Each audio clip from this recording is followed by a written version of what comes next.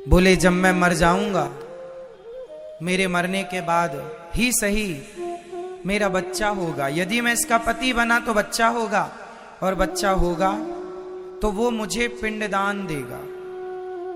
और मैंने कोई ऐसे तो पुण्य किए नहीं कि मेरा उद्धार हो जाए। जीते जी सिर्फ चोरी की है, गलत काम किया है। अब एक उम्मीद है कि यदि मेरी औलाद, मेरी संतान मेरा पिंडदान करती है और वो सही रास्ते पर चलती है, तो उसके पुण्य से, उसके पिंडदान से मेरा उद्धार हो जाएगा। बस ये लोभ है। लड़की की मां ने लड़की से पूछा, ठीक है? उसने कहा मां जैसा अच्छा लगे। मां को लगा ठीक है, भटक तो रहे ही है, धन मिलेगा, ठीक है। शादी हो गई, पंडित जी को बुलाया, घंटे 2 घंटे में अग्नि जला करके फेरे दिलवाए, विवाह संपन्न हुआ। एक रात वो अपनी पत्नी के साथ रहा। संयोगवश भगवत कृपा के द्वारा वह पत्नी उसी रात गर्भवती भी हो गई। सवेरा हुआ, सूर्योदय होते ही राजा की आज्ञा के कारण चोर को फांसी पर लटकाया गया। चोर मर गया। चोर तो मर गया, इसे धन भी मिल गया उसकी बताई जगह पर। ये धनवान हो गए मां बेटी दोनों। मां को लगा चलो बेटी का विवाह कर देना चाहिए। इसने फिर बेटी के विवाह का प्लान बनाया। एक लड़का मिला भी, लड़के से कहा विवाह करोगे? हाँ हाँ कर लेंगे। विवाह किया तो उस लड़के ने, जिसने विवाह किया, संयोग से वो भी एक चोर था। वो चोर था तो रात के ही उसने पूरा बोरिया बिस्तर बांधा, इसका सारा धन उठाया, भाग गया। एक चोर ने धन दिया, एक चोर ने धन ले लिया। अब ये जैसे थे फिर वैसे ही हो गए। धन जाते ही उस धन के गम में ये मां निपट गई। अब अकेली लड़की बची, और लड़की भी गर्भवती। मजदूरी मांग मांग के जैसे तैसे जीवन गुजारा, बच्चा हुआ, बड़ा हुआ। एक दिन एक राजा के बेटे को एक सांप डसने के लिए बिल्कुल तैयार था।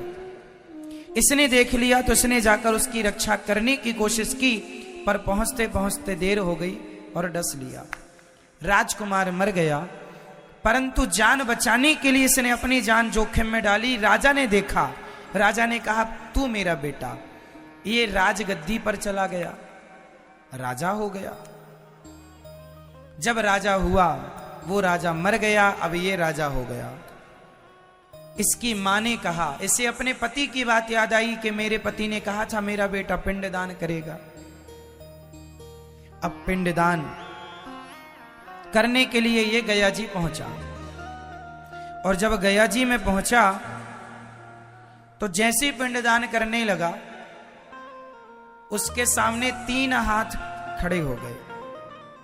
एक हाथ इसके पिता का, एक हाथ उस चोर का जो चुरा के भागा, पर एक रात के लिए वो भी पति तो बना, और तीसरा वो राजा जिसने अपने पुत्र की जगह इसे गोद लेकर अपना राज्य दिया। वो 3 हाथ। सही उत्तर है पहला। क्यों? क्योंकि वही इसका असली बाप है। और भले वो मर गया सवेरा होते ही, परंतु उसी ने संकल्प, उसी ने सपना देखा था कि मेरा पुत्र मेरे लिए पिंडदान करे।